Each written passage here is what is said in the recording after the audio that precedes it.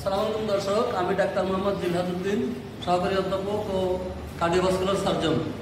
আজকে একটা বিশেষ বাচ্চার অপারেশন করব, যেটা দেখাতে চাচ্ছি আপনাদেরকে।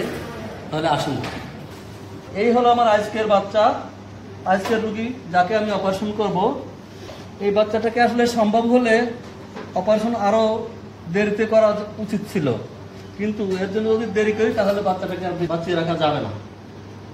এই বাচ্চাটার এখন ওজন মাত্র 3 কেজি 800 গ্রাম, কিন্তু বয়স 9 মাস।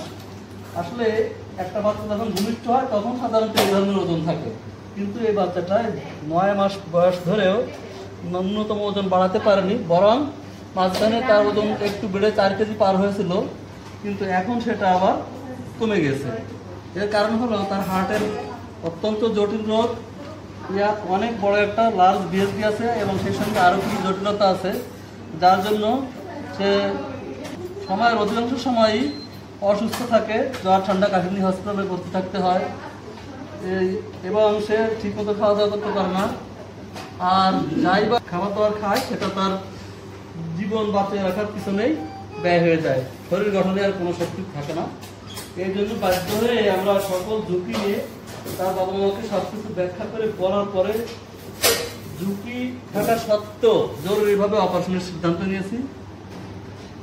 আপনারা সবাই তার জন্য দোয়া করবেন যেন তাকে আমরা সফলভাবে অপারেশন করে তাকে সুস্থভাবে বাড়ি পাঠাতে পারি। ধন্যবাদ।